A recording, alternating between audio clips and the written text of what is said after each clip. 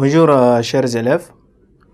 L'objectif de cette séquence est de nous permettre, elle sert à nous permettre de déterminer un plan de l'espace qui est bien défini. Donc, ce que nous devons retenir, un plan de l'espace peut être défini ou bien peut être déterminé par 3 points de l'espace non alignés. Quand nous avons 3 points de l'espace qui sont non alignés, ils peuvent définir déjà un plan de l'espace. Tout comme un plan de l'espace peut être défini par une droite de l'espace et un point qui n'appartient pas à cette droite. Donc la droite et un point qui n'appartient pas à cette droite peuvent devenir également un plan de l'espace. Tout comme un plan de l'espace peut être défini par des droites qui sont séquentes. Des droites qui sont séquentes en un seul point dans l'espace définissent déjà un plan. Tout comme un plan de l'espace peut être défini par des droites qui sont parallèles. Encore, si par exemple nous avons un point A, un autre point B, un autre point C de l'espace, ces 3 points-là, A, B et C, ne sont pas alignés. Donc ces 3 points qui ne sont pas alignés, ils définissent déjà un plan de l'espace. Les 3 points-là définissent déjà ce qu'on appelle un plan de l'espace P par exemple.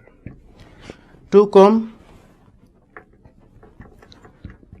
quand nous avons une droite de l'espace et un point qui n'appartient pas à cette droite et ce point-là peuvent définir également un plan de l'espace. Qu'est-ce que cela veut dire?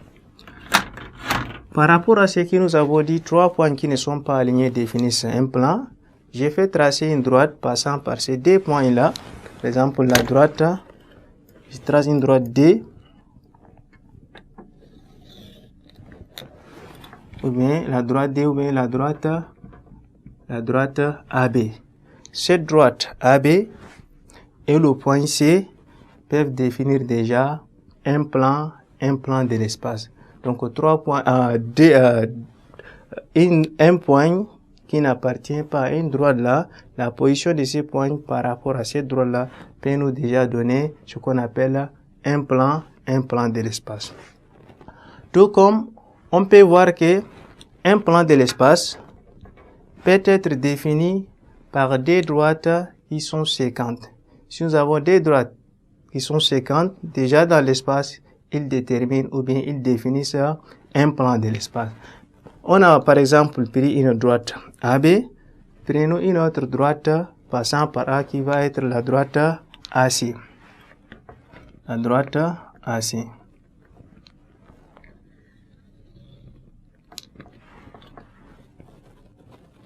La droite AC. Ça c'est le point C et ça c'est la droite AC. Ces deux droites-là, la droite AB et la droite AC sont séquentes. Sont séquentes, c'est-à-dire elles se rencontrent en un seul point, sont séquentes en A. Donc elles définissent déjà un plan de l'espace.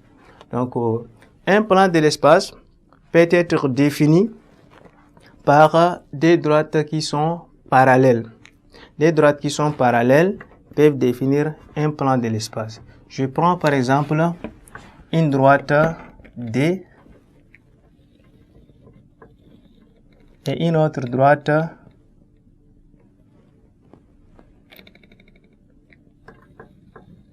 D'. Ces deux droites, la droite D de l'espace et la droite D' de l'espace, ces deux droites-là, D est parallèle à D'.